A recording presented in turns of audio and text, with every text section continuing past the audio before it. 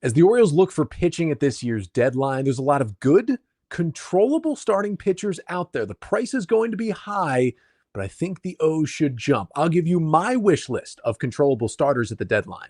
Coming up on this episode of the Locked On Orioles podcast.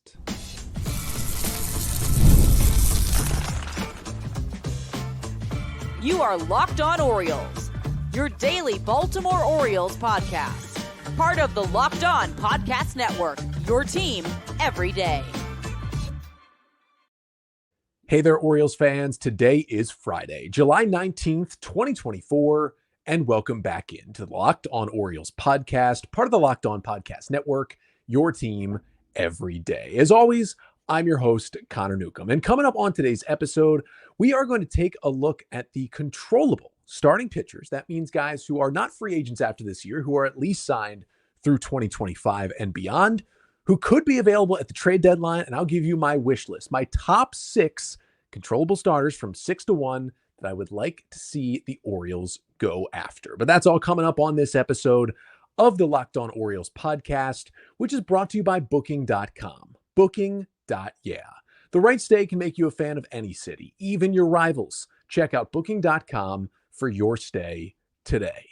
So in yesterday's episode, I did my wish list of rental starters, the guys who will be free agents after this year. Check out my top 4 list from yesterday's episode. If you haven't listened to it already, make sure to like, comment, and subscribe to the Locked On Orioles YouTube channel and leave a 5-star rating and a review wherever you listen as well. Today, we'll take a look at the controllable starters. And something I talked about on yesterday's episode was, there's at most a handful of solid rental starters that even could be available on the market. When you move it to controllable starters, there are some more options out there. Now, these guys, because they have more team control, you're going to get them for longer, are generally going to cost more in terms of the prospects you give up to get some of these starters. But honestly, there's more talent in this group, and there are more options in this group as of now. When you look at the Orioles, yes, I think we can all agree they need another starting pitcher to add to this team to get themselves into a deep playoff run.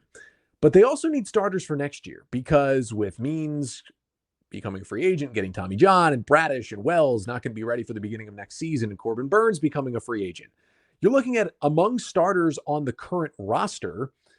And you can add in guys who have been in the bigs next year. You're looking at, potentially a rotation of Grayson Rodriguez, Dean Kramer, Cole Irvin, Cade Povich. You would hope you'd bring back Albert Suarez, but technically he's a free agent after this year as well. So you're really looking at 4 guys who are under contract for next year who have started games for you this season. And that is not where you want to be, especially because there's still questions about Povich, and there's certainly questions about Irvin, and there's even questions about Dean Kramer at this point. So, and Mike Elias has talked about it already in the last couple of weeks, the Orioles would love, if they get a pitcher at this deadline, to get someone who is at least under contract for 2025 as well, and possibly even beyond that. So I took a look at the starters out there who are controllable. And I want to make this note before we start. If he were actually going to be traded, obviously, Tarik Skubal, maybe the AL Cy Young frontrunner, would be number 1 on this list. Now, I'm not going to talk about Tarik Skubal in this episode. I talked about him on Wednesday's episode. You go back and check it out. I took a look at the trade candidates in the AL Central, mostly from the Tigers and the White Sox, and basically laid it out that, look, yes, Skubal could be traded, but it seems incredibly unlikely. It would take, probably Basayo and Mayo plus more for the Orioles to get him. He's not going to be traded at this deadline. The Orioles aren't giving up that much for another starting pitcher. It's not going to happen. So Skubal is not on this list for me. The other note is that if you're not counting Skubal, I basically went through and counted 14, maybe 13 controllable starters that could realistically be on the market. And that number could go down if teams get hot before the deadline and decide not to sell. So it's more than there are rental starters. But again, prices are going to be high because they get higher every year. And there is a lot of demand and not as much supply this season of pitching on the trade market. But let's jump into my top 6 wish list for controllable starters that the Orioles should target via trade at this year's deadline. Number 6 on my list is right-hander Zach Littell from the Tampa Bay Rays. He is a free agent after 2025, which means the Orioles would get him for about a year and a half. Littell on the season, it's been kind of a cool story, Zach Littell. Now, 19 starts, 101 and a third innings for the Rays this year, 4.26 ERA, but His 3.78 FIP is the lowest of his career with a 21% strikeout rate, and he really doesn't walk anyone. A 4% walk rate, that is an incredibly low number that he has put up this season. Now for Zach Littell, he was just kind of a regular middle reliever bouncing around with different teams for a couple of years. And then all of a sudden, the Rays pick him up in the middle of last season and just tell him, hey, you're going to be a starter. And Littell becomes one of the best starters in the Rays rotation down the stretch. He hasn't been as good this year, but he's continued to be solid enough to stay in the Rays rotation. But when you combine the fact that he hasn't been a starter for this long, he's a free agent after next year, and he's not super, super elite, and the fact that the Rays have already traded Aaron Civale, a starter who was going to be a free agent after next year. They dealt him to the Brewers a couple of weeks ago. I don't think that indicated the Rays are going into a full sell. Right now, they're sitting at 500. They're maybe in the playoff race if they go on a run, but they'll probably do that Rays thing of selling a little, buying a little at the same time. And Littell seems like someone who could be traded away. Don't think he would cost too much. And he still doesn't walk anybody, and he throws a slider and a splitter as his top two pitches more than his fastball. His slider's been really good. It gets soft contact. His splitter gets hit hard sometimes, but also 34% whiff rate. It's got a good amount of swing and miss. Thing is with Littell is he had a great first 2 months this year, and then he's been a disaster since then. Littell has a 5.54 ERA since June 1st. He is trending in the wrong direction, which is not something that you want. And also, I don't know if Zach Littell, if he's the only guy, like I'm not feeling comfortable with him as the Orioles' number 3 starter heading into the postseason. Quite frankly, there's more of a chance he turns back into a reliever by the time we get to the playoffs, and that would still help the Orioles. I'm also a little worried he'll get hurt. The Rays have done this move a couple of times, Jeffrey Springs and Drew Rasmussen, getting them as okay relievers, turning them into good starters. Both of those guys are now coming off of major surgeries. Those guys have gotten injured. I'm worried that the same is going to happen to Littell. The stuff is good enough that he's number 6 on my list, but I'm still kind of in a little bit of stay away mode on Zach Littell. Number 5 on my list is right-handed pitcher Cal Quantrill from the Colorado Rockies. Also is a free agent after the 2025 season, which would give him a year and a half in Baltimore if the trade was made. Now, Quantrill, you may remember from the Cleveland Guardians, where he pitched for the last few years, and he was just kind of like a solid number 4 or 5 starter in Cleveland. Not a lot of strikeouts, gets a lot of grounders, soft contact, throws a million different pitches. Then he had a really, really bad 2023. He was DFA'd at the end of the season and was traded in a super minor deal over to the Rockies back in November. But Quantrill, despite pitching at Coors Field, which is a disaster for starting pitchers, has actually had a pretty good bounce back season. 102 1/3 innings over 19 starts. A 4.13 ERA is not anything to, turn your nose up at, especially when you're pitching at Coors Field. Now, his FIP is a little bit higher. It's an 18% strikeout rate. That's normal for Quantrill. 9% walk rate. The walks have gone a little bit up for Quantrill, which is a little bit concerning because he's been a command artist in his career when he's been good. But he's had the best splitter that he has ever had. Opponents hitting just 186 against it. But on the flip side, the worst sinker he's ever had. Those are really his top 2 pitches. Opponents are slugging 609 against his sinker. So you'd really have to figure out his fastball situation. But that splitter has been nasty. And if you are watching on the Locked On Orioles YouTube channel right now, I've got a couple of graphics and charts to put up right here. You can see with Quantrill's splitter, this courtesy of Baseball Savant. You look at the run value here, according to StatCast, on the best splitters, whether relievers or starters in baseball. Cal Quantrill with a 7 run value has the second best splitter in all of Major League Baseball. And if you did the cutoff at just guys who had thrown at least 300 splitters, he'd have the best one. Only the setup man Fernando Cruz for the Reds has a better split finger fastball this year. It's been super dominant. He's used to get a lot of strikeouts, a lot of outs in general.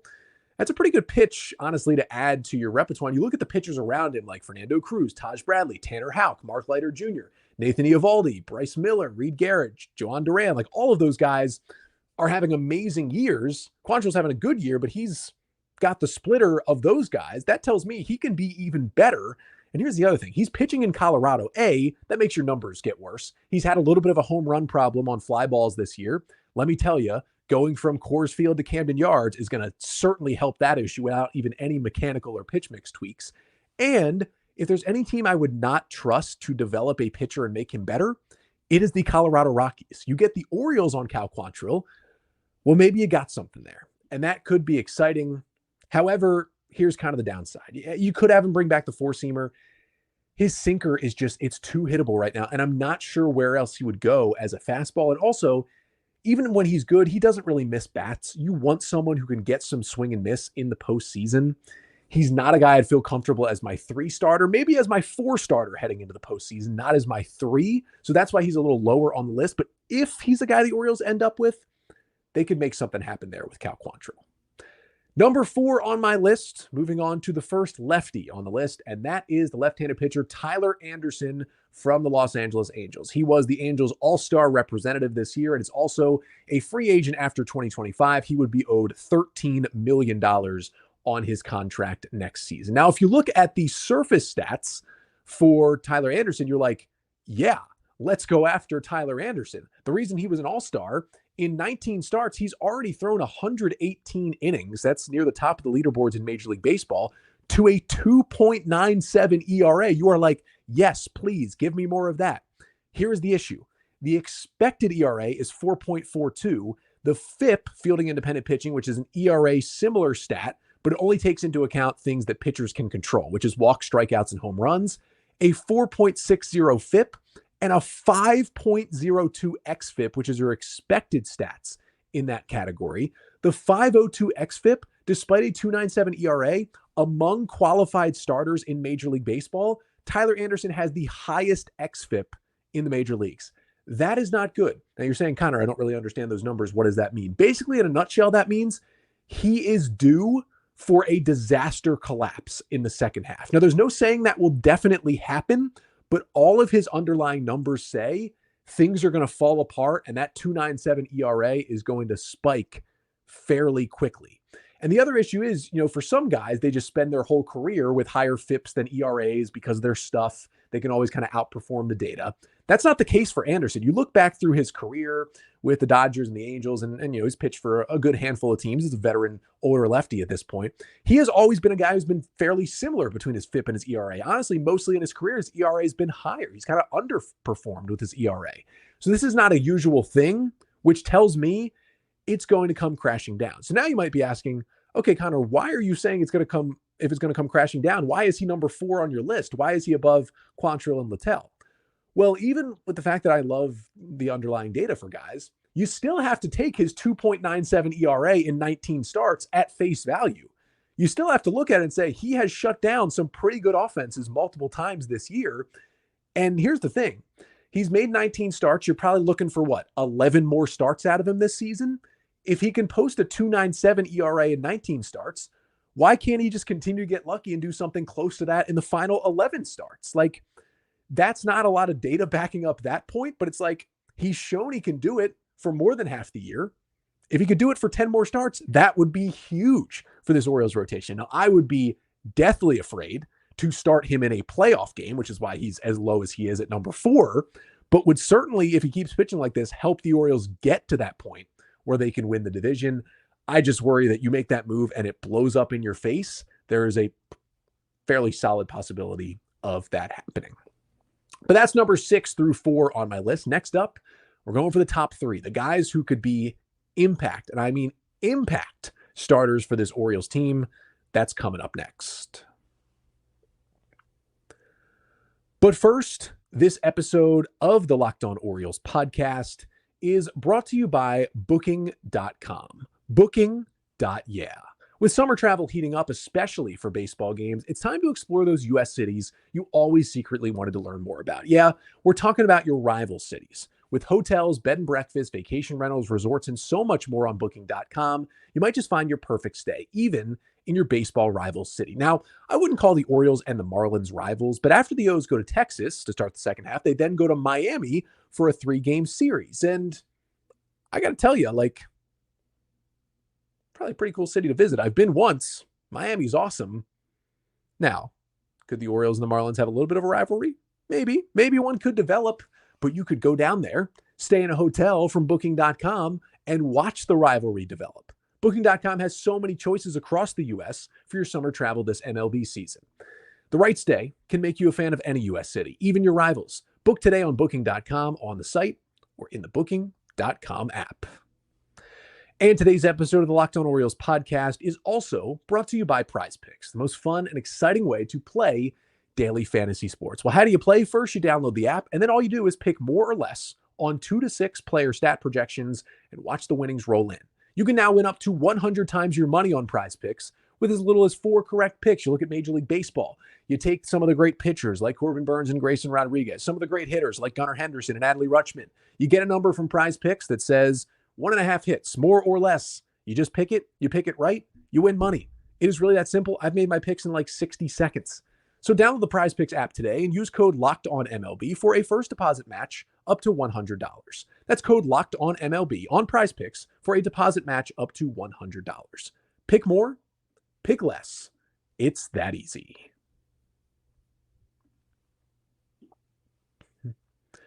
So let's continue on my Orioles controllable starting pitcher deadline wish list. At number 6 is Zach Littell. Number 5, Cal Quantrill. Number 4, Tyler Anderson. And now we move on to number 3 on the list. That is Tampa Bay Rays right-hander Zach Eflin, who also, like the others on this list so far, a free agent after the 2025 season. Now, the number one big thing with Zach Eflin is it's just elite control, like incredibly elite control. In 17 starts, he's thrown 99 in the third inning. He's got a 3.99 ERA with a 3.65 FIP. 19% strikeout rate is a little below average, but it's a solid number. But a 2.2% walk rate is completely absurd. And not just in the context of this season in Major League Baseball, but historically in the context of Major League Baseball over the last 20 some years. That is an absurd walk number. You can see the leaderboard I'm throwing up right here. Again, shout out to Fangraphs for this one. This is qualified starters in seasons who have thrown at least 90 innings. So it could technically be relievers. Anyone who's thrown 90 innings or more, dating back to 1990. These are the best seasons in terms of walk rate. And Eflin is 7th all time on this list for a single season since 1990 for lowest walk rate. You got guys above him like the Clayton Kershaw incredible 2016 season. You got Cliff Lee on this list, Brett Saberhagen, Bobby Tewksbury's on this list. Greg Maddux is tied with Zach Eflin on this list. Like, that's how good of a command guy he's been. He's tied with Greg Maddox's best command season for his walk rate. That is very absurd what Zach Eflin is doing right now and how well he is commanding the strike zone. And I would love to see all of that in an Oriole uniform. Now, he has only had one start all year in which he has walked multiple batters. Had one start with 2 walks. Other than that, it's 0 or 1 and a lot of zeros in every start. He can eat a lot of innings, would be huge to help get the Orioles to the postseason. Throws 6 different pitches. He's really like a kitchen sink guy. Nothing has crazy velocity, but it's good velo, sweeper, curveball, sinker, cutter. Everything's moving different directions to keep hitters off balance. Now, it's not amazing upside for Eflin. Like, he pitched better in 2023 than he has in 24 with the Rays. And he's another guy where the Rays don't have to trade him. It's not like he's a definite that he's going to get dealt, but if the Rays are trying to reload a little bit, he's certainly a guy that the team like the Rays would trade at this point. And listen, he had a start in the postseason last year in the wild card round against the Rangers. And to be fair, everybody got beat up by the Rangers offense in the playoffs last year, including the Orioles, but he did allow 5 runs over 5 innings in that playoff start. So that's a little concerning. I would say right now, if the Orioles added Eflin, I'd call him their number 3 starter. I'd be a bit concerned about a playoff start, but I'd be okay if we went to the postseason, Burns, Rodriguez, Eflin as 1, 2, 3 in that order. And listen, you're not going to have to worry about the walks. He might get hit sometimes, but you are not going to worry about walks. And that is a really nice thing to feel as a fan, I feel like. You got a guy who's got the best command in baseball. You still feel solid about that, you would think. Up to number 2 on my list, let's move it on to Erick Fedde. Talked about him a little bit on Wednesday's episode. Right-hander from the White Sox, also is a free agent after 2025, would be owed $7.5 million next year. Fedde was with the Nationals for a while, was a good pitching prospect, but never really worked out.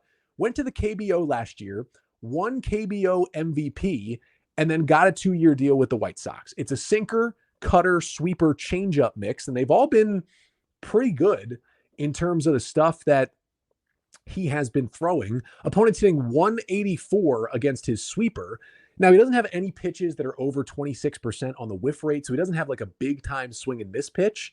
And I'm still a little worried about, hey, he's been consistently good all year, but we saw him be so bad with the Nats. I know he's a completely different pitcher since coming back from Korea, but is he going to hold on to this level? I think if the O's got him, like I'd be okay with him starting game 3 of a playoff series, but I'm still not 100% sold on this like new and improved Erick Fedde. I saw him pitch a lot for the Nats, even against the Orioles, and that's still ingrained in my brain. So it's going to take a little bit for me to realize that this is a brand new pitcher, basically, now that he's come back. But the other thing is, like, the stuff is different and the stuff is good. Now, it's going to take a little bit more than you think to get Erick Fedde. He's cheap. He's controllable. He's been good. Pretty much every team that needs a starter is going to be asking the White Sox about what it takes for Erick Fedde, and is probably going to be making offers to Chicago for Erick Fedde. So the Orioles, I mean, there's a chance they'd have to pony up maybe a guy like a Heston Kjerstad or something to get Erick Fedde. And you don't want to do all that, but that might be like, be prepared for that. That's what starting pitching is going to cost at this deadline. This is like an overarching issue for the last couple of episodes. If you want the Orioles to add a starter, which I do, they're going to have to pay more than you think a starter is worth because, again, high demand, low supply of starting pitchers at this year's deadline. But speaking of the kind of new stuff for Fedde, here's another chart that I'm bringing up right here. This, again, shout out to StatCast and Baseball Savant for this one. These are the best cutters in Major League Baseball this year, the top 10 by StatCast run value. Number 1 is Emmanuel Clase. We know how good his cutter is. Number 4 is Corbin Burns. We know how good his cutter is. But also look on this list. Number 7 is Erick Fedde. That's pretty enticing. And then look at number 2 on that list. Now, it's cool to see Fedde have one of the better cutters in baseball. It allows him to get, a lot of soft contact. But number 2 on that list is Garrett Crochet. And while he's number 2 on that list, he is number 1 on my wish list of controllable starters the Orioles could go after at this deadline. Crochet has been unbelievable this season. Incredible strikeout stuff. Not many walks. Like, yeah, Fedde's been good, right? A 2.99 ERA in 111 innings. Solid strikeouts, low walks for Erick Fedde. Like, the FIP hasn't been super high. He's been impressive. But then you move to Garrett Crochet. 20 starts, 107 in the third innings, 3.02 ERA, 2.36 FIP, a 35% strikeout rate to a 5% walk rate with a 15 to 16% swinging strike rate as a starter. Those are ridiculous numbers. You add in a 46% ground ball rate, that's like elite reliever numbers stretched out to 6 innings per game. It's just incredible what Garrett Crochet has done this season. As long as you assume Scooble's not out there, Crochet is the best starting pitcher available on the market, full stop. He's got whiff rates over 30% on basically all of his pitches, the fastball, the cutter, the slider, the changeup. The big question for Crochet is, and I talked about it Wednesday, can he keep starting? His previous high of innings in a season is 65, all the way back in 2019 in college at Tennessee. He's already thrown 107 and a third innings this year. The White Sox already, in his last start before the break, had him only go 2 innings to try and limit those innings a little bit, make him more tradable, basically, at the deadline with less innings on his arm. And that's the concern. Like, even if he ends up having to be a reliever down the stretch, he'd be a lockdown reliever. He'd be an amazing ad. I could see him impacting the Orioles like Andrew Miller did after the 2014 deadline. That's who Crochet can be if he's a reliever. The issue is, to get him now, you have to pay the price of a starting pitcher in terms of prospects, but might only be getting, at least long-term for this year, a reliever. Now, you get him for 2 more years. He's not a free agent until after 2026. That's a big part of this. But quite frankly, the deal for Crochet would start with either Kobe Mayo or Samuel Basallo. Full stop. Like, a deal for him would have to start with one of the two. The White Sox would probably ask for both in a deal, but it would have to include one of them. So if you're okay giving up Kobe Mayo or Samuel Basallo, then you can get Garrett Crochet. I'm unsure if I'm okay with that yet or not, but if the O's can find a way to get Crochet, this could be a huge impact. It's risky. It's very risky, and trading one of those guys is risky, but the upside is so high, he's got to be number 1 on my controllable starters list. But let me know in the comments here on YouTube, where would you put these controllable starters? Who would you have put in this top 6? There's guys like Trevor Rogers and JP Sears and Austin Gomber that are out there, and Paul Blackburn and Jamison Tyone. Would you throw any of those guys in? Let me know in the comments. We got one more thing to get to, though. That is baseball tonight. The Orioles are back on the field. We'll preview the series between the O's and the Rangers to finish off the pod coming up next. But first, this episode of the Locked On Orioles podcast is also brought to you by SupplyHouse.com. You can order supplies from the website that's made for the skilled trades. Find thousands of parts from hundreds of brands in just a couple clicks at SupplyHouse.com. SupplyHouse.com gives you 24/7 access to a huge selection of plumbing, HVAC, and electrical supplies with fast delivery anywhere in the U.S. Need help with an order? Get industry-leading after-sales service from their friendly and knowledgeable customer support team and talk to a real person every time. And there's great news for plumbers, technicians, and contractors. Being a pro has its perks. Trade industry professionals can join their free Trade Master program for free shipping and serious discounts on every order. Over 100,000 pros already trust the Trade Master program to deliver results. Apply for your membership today and get a competitive edge on every order at supplyhouse.com/TM. Save money and time when you order online. Order plumbing, HVAC, and electrical supplies from supplyhouse.com. Real people, real service. And today's episode of the Locked On Orioles podcast is also brought to you by FanDuel. Now, I love sports. I love them so much. I never want them to stop. But we're kind of in a little bit of a lull time in the sports world. I mean, basically, you got the WNBA All-Star Weekend coming up, and then they go on Olympic break. You've got Major League Baseball, and then about a week from now, you got the Olympics starting. But really, here in the States, it's baseball, which, yeah, you'd like more sports. But for me, I'm totally fine with it just being baseball every day. And this summer, FanDuel is hooking up all customers with a boost or a bonus daily. That's right, there's something for everyone, every day, all summer long. So head over to FanDuel.com and start making the most out of your summer. At FanDuel, official sports betting partner of Major League Baseball.